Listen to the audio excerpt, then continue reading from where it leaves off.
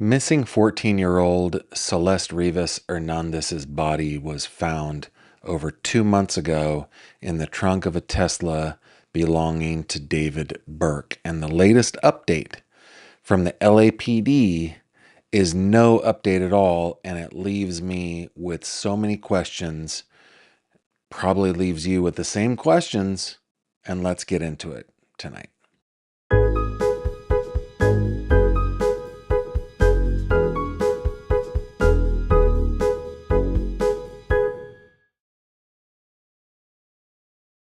This video contains mature themes and discussions intended only for adult audiences. Viewer discretion is advised. Hello there, my friend, and welcome back to another true crime conversation right here on this here channel. My name's Gavin. Thank you very much for joining me. We like to cut through the fluff and sensationalism of true crime here on this channel. We don't always succeed. I feel like tonight we're not going to succeed at all. But that's what we try to do. We try to get into the nitty gritty. Unfortunately, in some cases, like the case of Celeste Rivas Hernandez, there's not a lot of nitty gritty to dive into. There's just lots of questions. And, you know, the LAPD does not have to bring their case out into the press, right? They don't have to do that. Why is my lower third not working? What's going on? What is going on? It doesn't want to work. I hope the other stuff will work tonight. We're having issues, guys. Hey, before we dig into the case, a couple things that I want to make you aware of, and actually one of them is right over here on the fish tank. If you are on Facebook and you would like to join us over on the fish tank, you are welcome to do so. But I posted earlier today, thanks to your suggestions, I am now adding the audio from my live streams to a podcast, which is now available on Spotify. It has been submitted to all the other places. It'll show up the other places in the next couple of days. So if you are a podcast listener and would rather just listen to the audio while you're doing stuff, that is where you can go.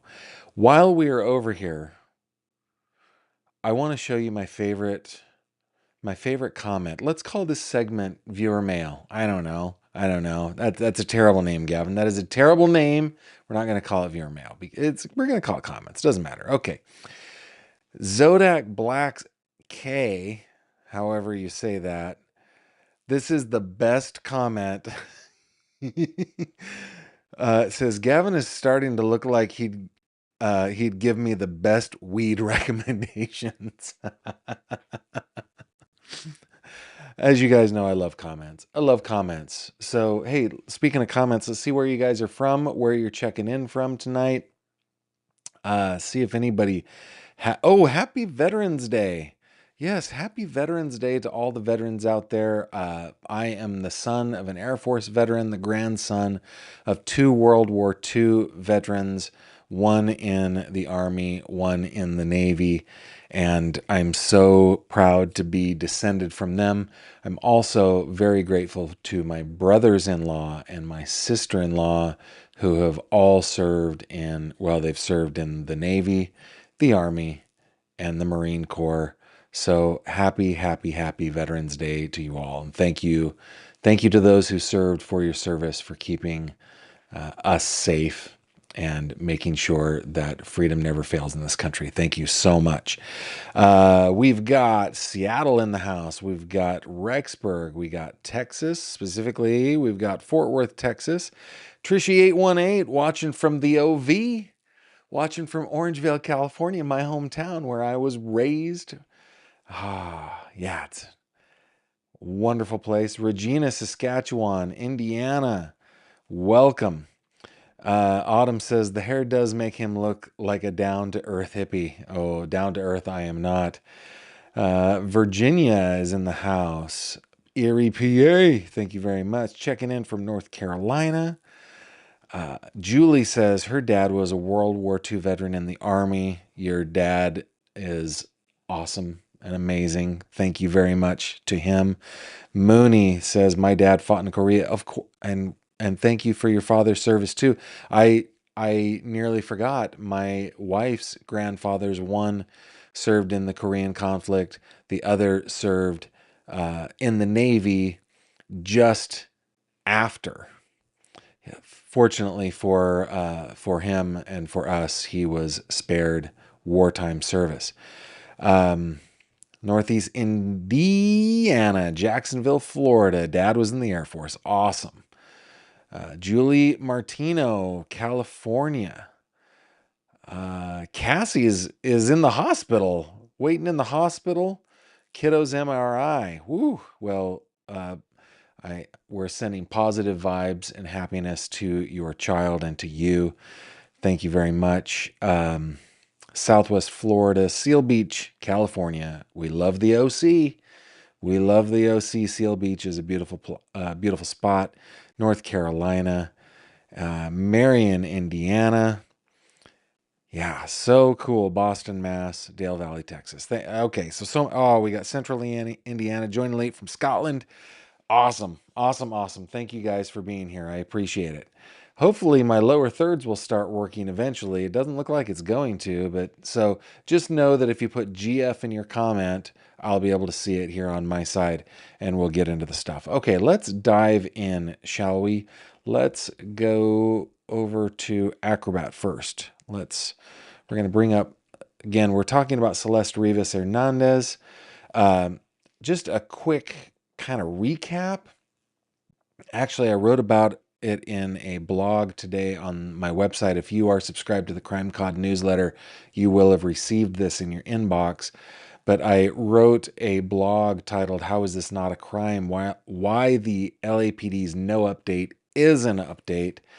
And I put a little background here. So why don't we just read this real quick? And this will be our background, okay? On September 8th, workers at a Hollywood impound lot reported a strong odor coming from a Tesla that had been towed in after someone called it abandoned in the Hollywood Hills. Inside the front trunk, police found a bag containing human remains. The body was so badly decomposed it took more than a week to identify. The Los Angeles County Medical Examiner eventually identified the victim as 14-year-old Celeste Rivas Hernandez. The vehicle is registered to musician David, legal name David Anthony Burke. Reporting since then has included the following details: a matching tattoo with Celeste, a mother who said her daughter's boyfriend was named David, an unreleased love song with the name Celeste. In the working title, with the name Celeste in the working title, a police raid at the residence connected to David, his subsequent move from that residence, and after initially continuing his tour, the cancellation of remaining dates. Authorities have repeatedly said he has not been arrested, charged, or named as a suspect. There's a whole bunch here that we're going to watch this video here in just a bit. Those on the podcast will hear the audio, but this is something, there's a 14-year-old girl. She would have been 15 by the time she was found. I think that's splitting hairs. I don't think it really matters all that much, but, and he himself is 20.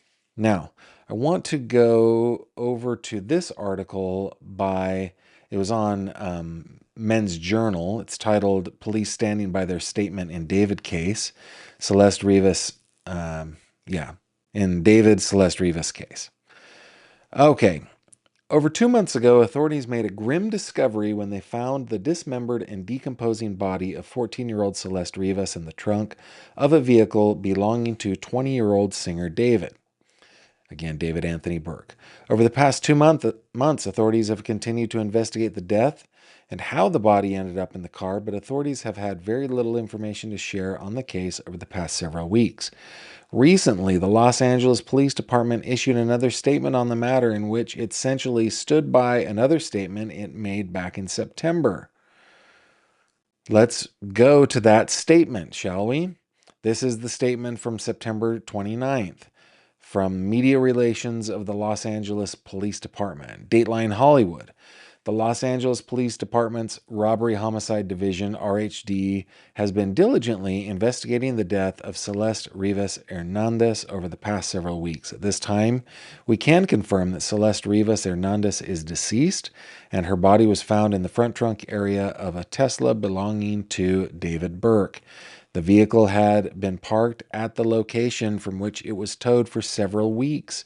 So Ms. Rivas Hernandez may have been deceased for several weeks prior or before the discovery of her body. The Los Angeles County Medical Examiner has not yet determined the cause or manner of Ms. Rivas Hernandez's death.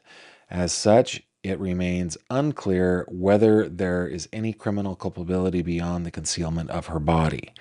So at least there is that.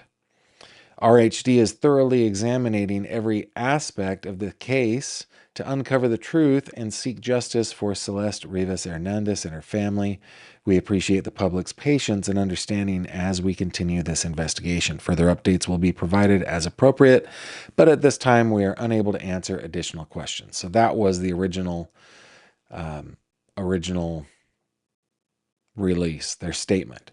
So basically what happened was the LAPD issued a statement to a local news organization saying our statement from September still stands. So there's no crime here except for concealing Celeste's body so far, right? Okay, while this obviously, continues the article in, what is it again? Men's Journal. While this obviously does not provide any new information, one expert explains why it is still a telling statement to make. We can get past the what we know so far kind of thing. We all know that. Okay. 2 months after the body was discovered in David's vehicle, KTLA 5 in Los Angeles reached out to the LAPD seeking an update on the case. However, the department did not have any substantial update to offer, telling the outlet that its news release stands on its own. That news release was dated September 29th, weeks ago, the one that we just read, and weeks after the body was discovered. Quote, the Los Angeles Medical Examiner, we just read this, but we'll do it again. The Los Angeles County Medical Examiner has not yet determined the cause or manner of Ms. Rivas Hernandez's death. As such, it remains unclear whether there is any criminal culpability beyond the concealment of her body. The September 29th news release reads. And then it continues, RHD is thoroughly examining every aspect of the case to uncover the truth and seek justice for Celeste Rivas Hernandez and her family.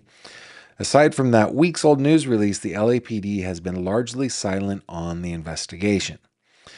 Okay, while the statement, continues Men's Journal, that the LAPD is standing by its statement from weeks ago, private investigator Steve Fischer explains why this statement is telling in and of itself. Now remember, Mr. Fischer, we remember him from this video that we watched. Maybe we'll watch it again tonight. We watched it on, I don't know, in the last episode that we did on this case. It is a clip from Vinnie Politan Investigates, I think. Anyway, it's Vinnie Politan. And Mr. Fischer was hired by the owner of the Hollywood Hills home. I don't have a picture of that to show you guys, but he was hired by the owner of the Hollywood Hills home that David had been leasing, or somebody, I think his agent or his label had been leasing for him.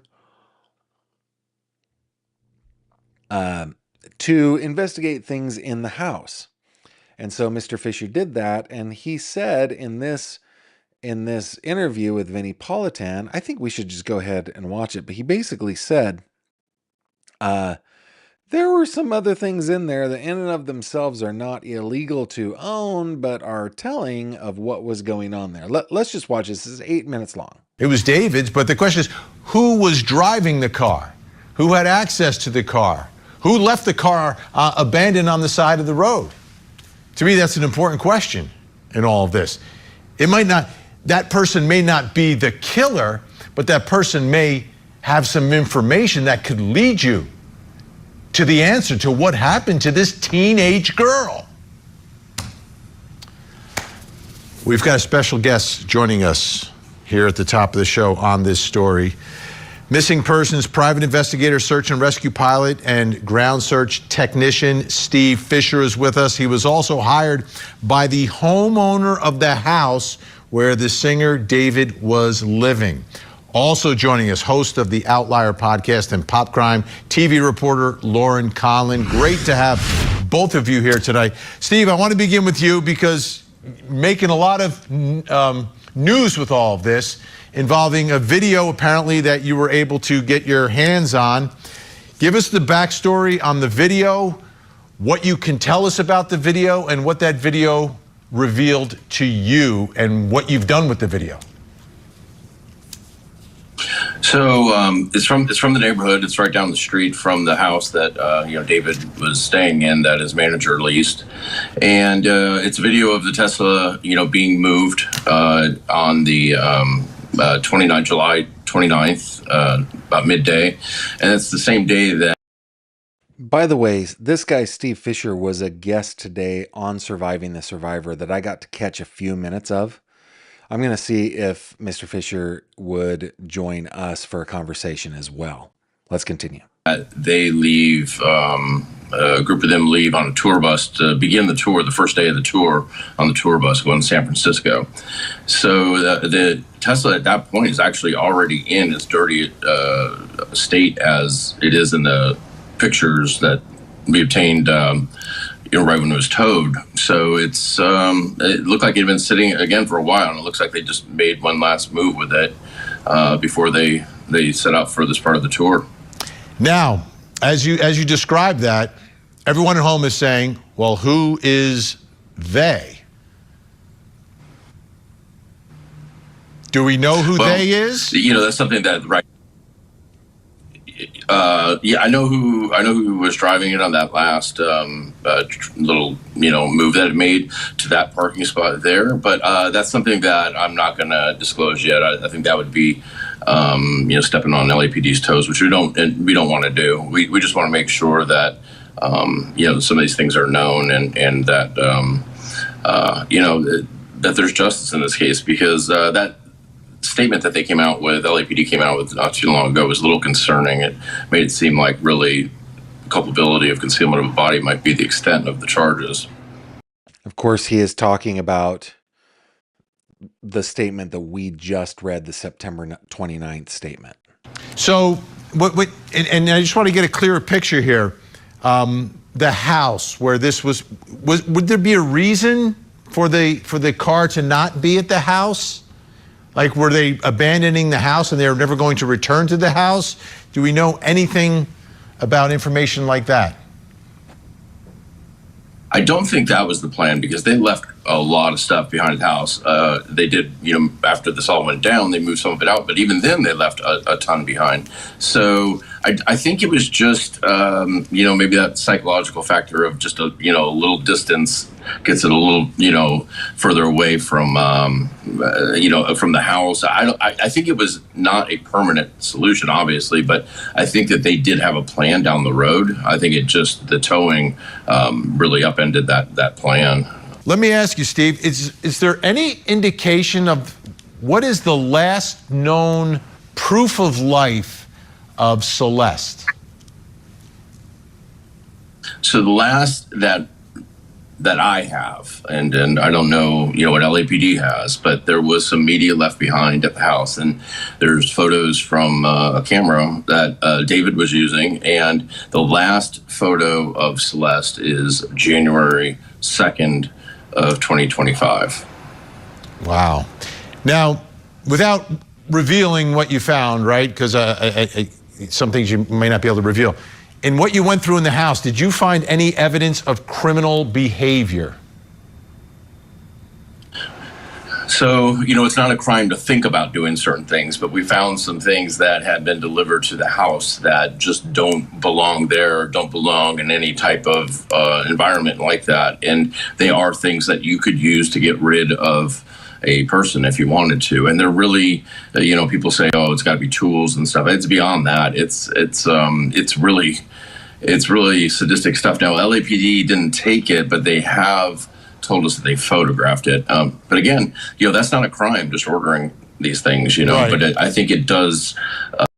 I am so curious what those things are. He called them sadistic, beyond tools, beyond just tools. Show that there was some intent, and Yeah, well, right. It's not illegal to have. Okay, so let's just, we don't need to watch the rest of it there. That's the part that I wanted to cover, right? Where it's like, he's like, I am concerned that the LAPD really, in that statement from the 29th, really is only worried about the concealment of the body when all this stuff was left behind that really indicates that they were looking to do something more than that, right? Okay. Let me go back to the Men's Journal article here real quick. Let's go back over here. All right. So getting back, so Fischer, the voice that we just heard, the face we just saw, who has been investigating the case after he was hired by the owner of the Hollywood Hills home where David was living, explained that the statement suggests that the LAPD still does not have any evidence proving or suggesting that any crime other than the concealment of a body ever took place. LAPD, quote, LAPD confirmed to KTLA News on November 6th that their prior news release stands on its own. That release stated that no crime other than concealment of a body may have occurred in the Celeste Rivas Hernandez case involving David, Fischer wrote in a post on X. We're going to read that entire post, okay? The LA County District Attorney's Office also confirmed that no case has yet been presented to their office for consideration. The statement also neglects to mention another aspect of the case that Fischer thinks is worth investigation. It's worth noting that nowhere in the press release, this is a quote from Fischer, or in any official statement has there been mention of an investigation into the relationship David had with Celeste. Yes, that could be a difficult case to prove because Celeste is no longer here to testify, but that does not mean it should not be pursued, Fischer added. Continuing the quote, hopefully law enforcement and the DA's office will do their job and take on a case even if it's challenging, even if people close to Celeste are unwilling to cooperate because it would expose their knowledge of the illegal relationship. Charges should still be filed. We must prove we will protect children from predators. So David Fischer is coming out full and saying, yeah, so David's a predator. He definitely, I mean, I'm reading between the lines here, but he had a sexual relationship with a 14-year-old girl. And from what I can tell, she was 12 when they started their relationship. I don't know if it was sexual back then, but him being an 18-year-old boy / man and her being a 12-year-old girl, ugh, not okay with that. Then the article finishes out, David has never been arrested, charged, or even named as a suspect. Now, let's go over to your comments. Hopefully you guys will remember, even without the GF, to put your comments in the, or put a GF in your comment so that I can read. And then what we're going to do after your comments, we're going to read Mr. Fischer's post on X from November 6th. All right. Just refreshed.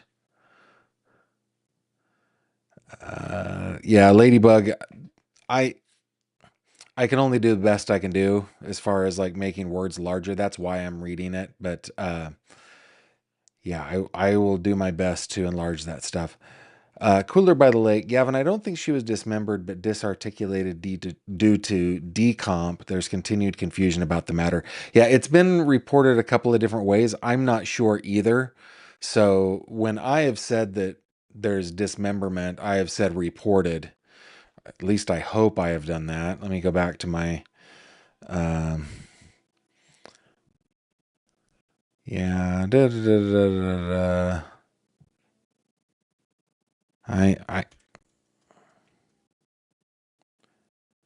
Yeah, that, like right here. Let me go to my website. I'll make it bigger. You know, I will report, like, for example, the timeline, September 8th, workers at a Hollywood impound lot report an odor from a Tesla. Police open the front trunk and find a bag with reportedly dismembered, decomposed human remains, because we don't know. You're right, we do not know. Thank you for that comment. Great comment. Fire Rabbit says, Gavin, I didn't think so in the beginning, but now I'm really feeling like David is being protected by the police. You know, I have said this several times before, and don't get me wrong, because when it comes to corruption, acrimony, apathy, those things piss me off. I hate them. And when it's there, when I feel like it's there, I go after it. And like, take a look at, for example, the Ellen Greenberg case, the David Elmquist case, the Amanda Winkowski case. There are so many cases that I've covered where corruption, I go after it. But I'm just going to quibble with you because I'm a professional quibbler, not because I necessarily disagree or not because I'm being disagreeable, right? This is respectful. Cops do want to solve crimes. It is in their nature. That is why they do what they do. It's what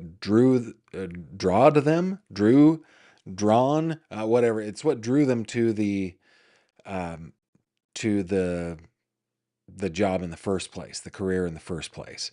Now, of course, there could be things that corrupt cops, and it probably happens way more often than I'd like to think.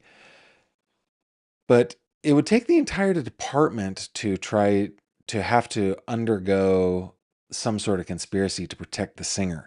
What it seems like to me, and again, I'm just quibbling for the sake of quibbling, it's enjoyable to me. What it appears like to me is that the DA is just not ready to charge. Doesn't think they have enough to charge. Waiting for talks to come back. That's going to be a couple months before it comes back. That's what it feels like to me. But I certainly understand your perspective. Patty Olson, my dad was in the Air Force, Korean War. Happy Veterans Day to your dad, Patty. That's awesome. Yeah. Today on Surviving the Survivor, Steve Fischer did help with the details, and I'm looking forward to watching the rest of that. And I'm hoping to get him on the channel. And Emmy continues, he basically said that Celeste was last seen alive in January. And I think that's what he said in the Vinnie Politan interview, is the last time he has evidence that she was seen alive was January. Okay. Hey, Mooney, thank you so much. Gifting memberships to y'all. Mooney is the best. Our OG. Gavin, is the PI Fisher the same Fisher from the Sebastian Rogers case? Well, that is a good question. Sebastian Rogers, PI Fisher. Let's see. Yeah, I mean, it looks like it. Yes, same guy. Same guy. And I really don't know his shtick beyond what has been reported in this case. Great question.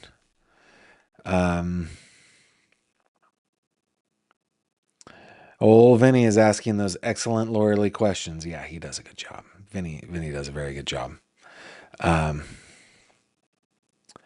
So if the police, Tina says, so if the police are saying there was no murder, that must mean they know how she died, right?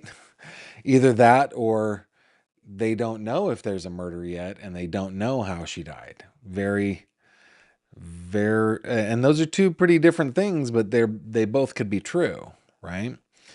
Fire Rabbit says, thank you for your respectful quibble, and I understand your points as well. I certainly hope something more comes of this case. Celeste deserves justice, which, yes, she does. Okay, so let's go over to Mr. Fisher's X account, shall we? Now, I printed it onto, so I could just bring it up in Acrobat and show you guys here. I don't know that I can get that any bigger. That's as big as it gets. Hold on. Okay. This is from Steve Fischer, okay? LAPD, this is the whole statement. LAPD confirmed to KTLA News on November 6, 2025, that their prior news release, quote, stands on its own, close quote. That release stated that no crime other than concealment of a body may have occurred in the Celeste Rivas Hernandez case involving David. The LA County District Attorney's Office also confirmed that no case has yet been presented to their office for consideration. So maybe my second quibble, was wrong. Maybe the DA's office doesn't know anything about the case yet. I'm sure they do. In order to get a warrant, I know that's a judge thing, but they usually work with the prosecutor's office. Anyway, the DA's office is saying that there has not been a case presented to their office yet. It's worth noting that nowhere in the press release or any official statements has there been mention, of an investigation into the relationship David had with Celeste. Yes, that could be a difficult case to prove because Celeste is no longer here to testify, but that does not mean it should not be pursued. Hopefully, law enforcement and the DA's office will do their job and take on a case even if it's challenging, even if people close to Celeste are unwilling to cooperate because it would expose their knowledge of an illegal relationship. Charges should still be filed. We must prove we will protect children from predators. And I applaud Mr. Fischer for that. In a way, it feels like Celeste delivered some sort of justice herself with her final live stream calling out David for what it was, child R-word. Now, there have been so many purported pieces of video evidence of David and Celeste together in the last couple of months. I have been apprehensive to go down the path of showing those kinds of videos because I haven't been able to be sure that they actually are David and Celeste. However, with Mr. Fischer saying that her final live stream called out David for her essay, I did find the video. It's 22 seconds long. I have bleeped the R word because of YouTube and other reasons, right? We want as many people as we can to see these videos that I make. And so I'm going to bring it up. It's 23 seconds long. This is the end of what appears to be a live stream with David. He is wearing his hair up and afroed. It's looking glorious, wearing a I Love Hot Moms t-shirt and big glasses. Celeste to his left appears to be wearing large glasses and a dark hoodie, black with gray writing, and the hood up. So we are going to go ahead and have a listen to this. Let me mute my microphone so it doesn't feed back. Here we go. I media trained you. No, you didn't. That's controversial. It's controversial of kids.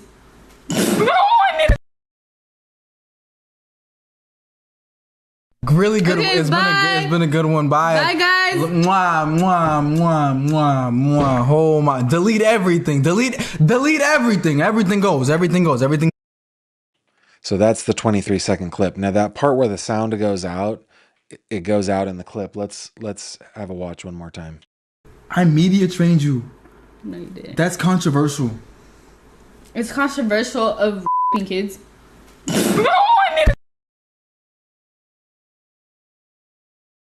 Really good. Okay, It's bye. been a good one. Bye. Bye, guys. Mwah, mwah, mwah, mwah, mwah. Oh my. Delete everything. Delete everything. Everything goes. Okay, so let's go back to Mr. Fischer's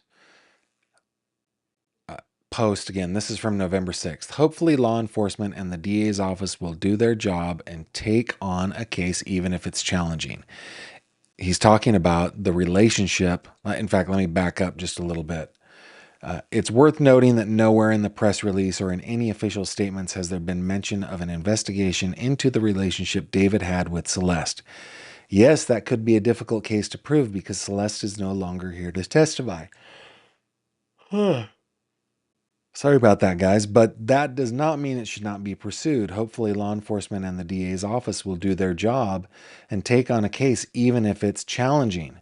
Even if people close to Celeste are unwilling to cooperate because it would expose their knowledge of the illegal relationship, charges should still be filed.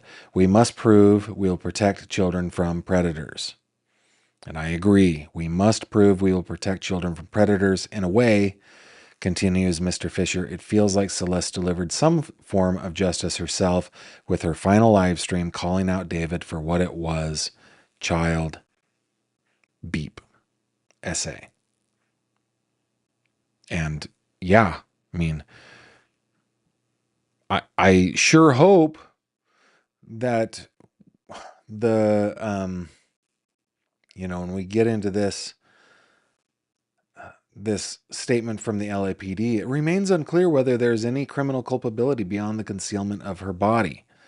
I think that there's criminal culpability beyond that. I really do. All right, let's see what you guys are saying over here. Here we go. Tina says, seems pretty crazy that they would make a public statement without all the facts if they didn't know, especially with the following in this case. Yeah, okay. Kel says, they maybe want to make sure of their case because once they arrest charge, the clock starts ticking. Yeah, they know where he is. He's probably easy to find. Though a person who's been making money so quickly could also disappear pretty easily. Real happy, Gavin. I think it's important to remember what can actually be proven in a court of law. Absolutely. Absolutely. So maybe if we quibble with Mr. Fischer a little bit, the part of the ethics of being a prosecutor is to only bring cases where they feel they can prove beyond a reasonable doubt the specifics or the elements of the case. If they can't prove it beyond a reasonable doubt, they should not ethically bring the case to court. And sometimes in the true crime community, you and I, we run up against that where we're like, come on, man, you got to charge this. And they just won't charge. And sometimes we go, well, maybe it's the prosecutor is afraid, or maybe the prosecutor does, just doesn't have it in them to take the case all the way to court. Usually what it is, and sometimes it's going to be corruption, sure. But usually what it is they can't cross that ethical line. They don't think they can bring the case to a win. All right. Fire Rabbit says, there's bound to be some kind of evidence of their relationship in their text exchanges. I wonder if they ever found her phone or if they will subpoena her phone records. I would imagine that there's so much evidence of their relationship. So many friends. You know what? With those Hollywood parties, it would not surprise me if there are eyewitnesses to the essay of Celeste Rivas. It wouldn't surprise me at all. Towley 420 says, I'm guessing they bought a small incinerator. Ooh, my mind had not gone there, Towley. Wow. Maybe. Let's see. Best Nancy, can they charge him with SA if she is no longer alive? I wonder if her not being able to testify is an issue. Charges can definitely be brought on behalf of somebody who is deceased. Yes. Because the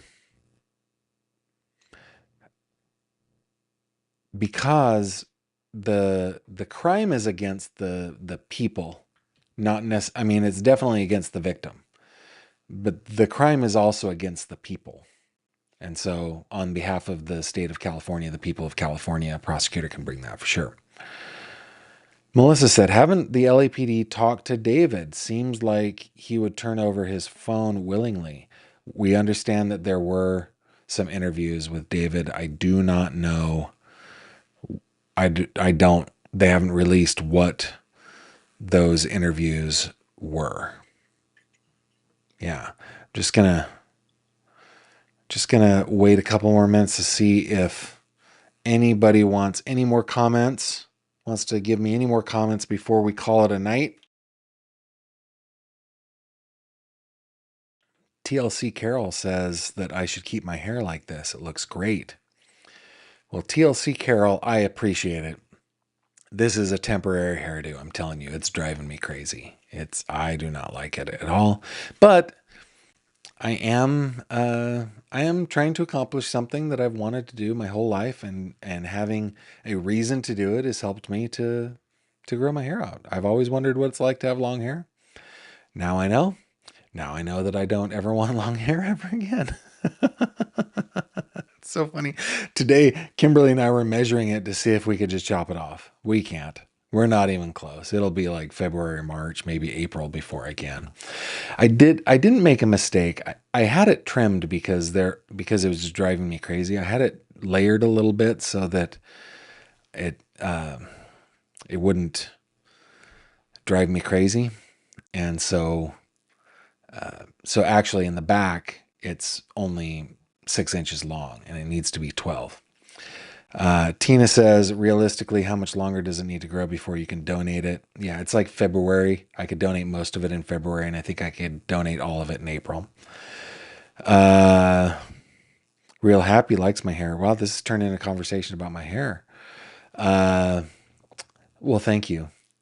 Thank you. I will tell you one thing that has come in handy. I always was self-conscious about my pokey ears. Now, in my adulthood, where I've kind of put on the pounds, my pokey ears haven't been all that pokey. But when I was a kiddo, dude, were my ears so... Here, I have an old photo that I've recently had up. You guys got to see this. I don't know if you have to see this. Give me a second. Let me just take a look at it and see if I want to bring it up. It'd be in this one, I think.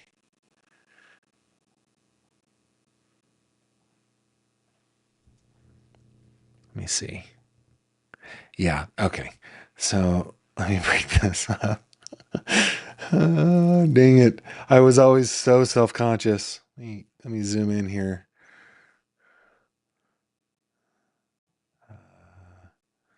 Zoom in a little bit more. Okay, so I'm like 17 years old in this picture, okay? So be kind. Right here. Okay. I was always very, very self-conscious about what I thought were really, really pokey ears. I was so self-conscious about it. But now that I am older, at least I have something that I can put my hair behind. Oh, it's funny. Too funny. Okay. Robin says, Gavin, you'll have to go full tennis ball haircut in order to have anything close to it.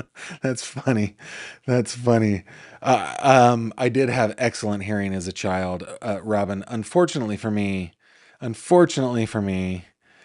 I spent a lot of time listening to very, very, very loud music, and I've got so much tinnitus.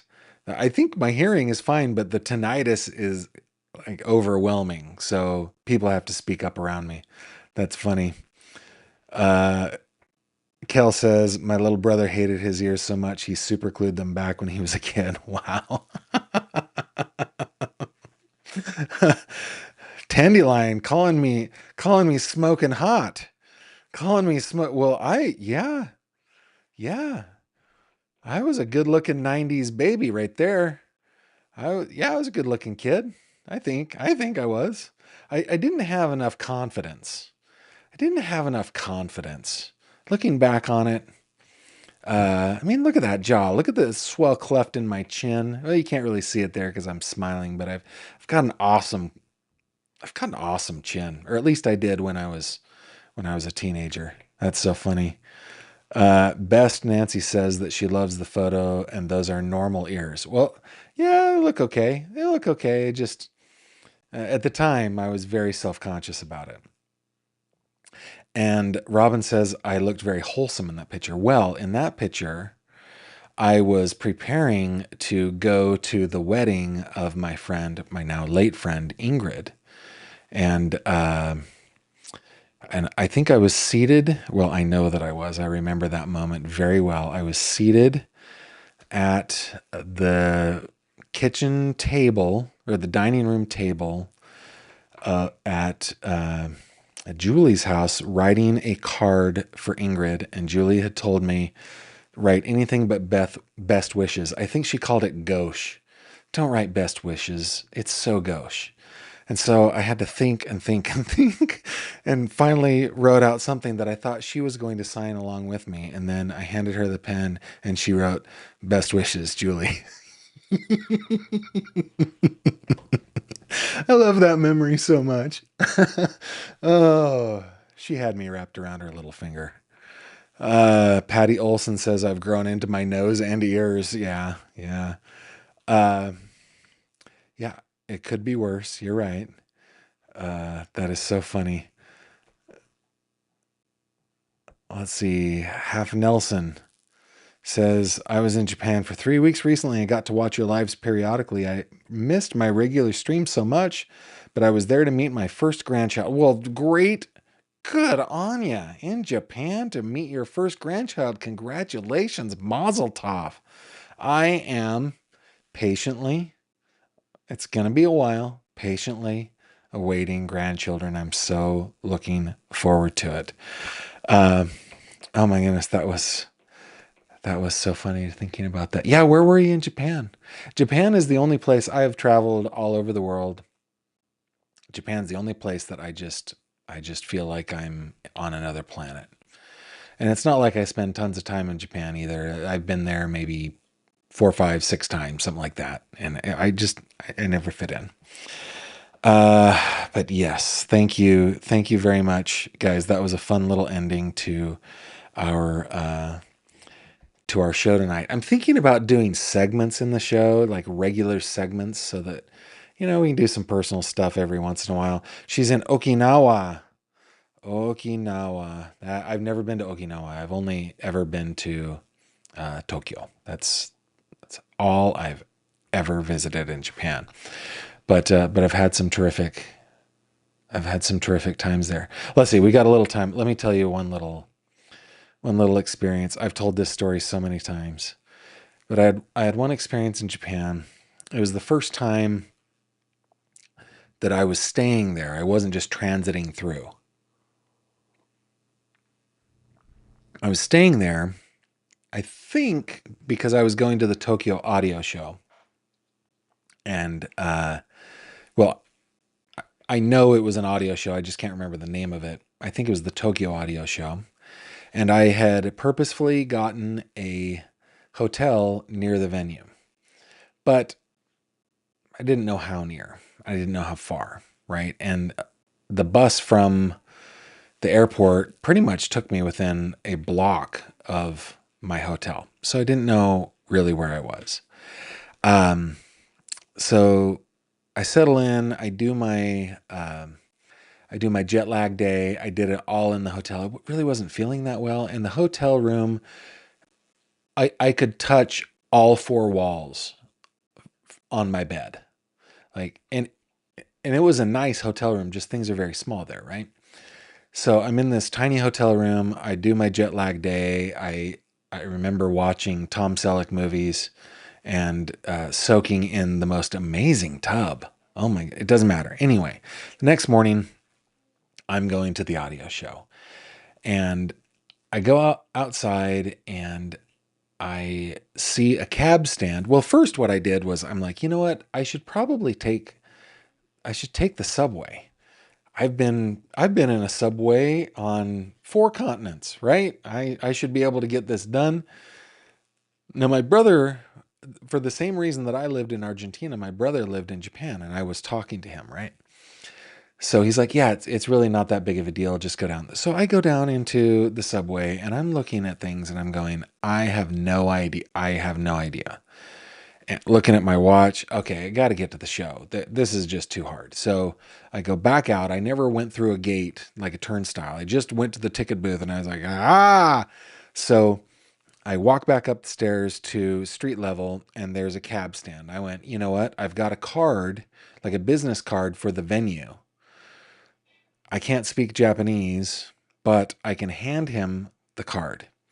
So I walk up to a cab. They're these Toyota, they're called Crowns. I think it's just called the Toyota Crown. The door automatically opens. I sit in the back on what would be our driver's side, but it's their passenger side. And I hand up the card to the driver. He looks at it and he looks back at me strangely and he speaks to me in Japanese. And I'm like, I don't know. Can you take me there? You know, I'm one of those guys. Man, it'd be so much easier now with all the AI tools and everything. But anyway, he finally, he's like, closes the door, puts the car in gear, moves the car forward. Kid you not, he didn't even like go out into traffic. He just moved the car like 50 feet forward. He puts down his flag. He tells me how much I owe him, like by pointing at it, opens the door, and there is the venue.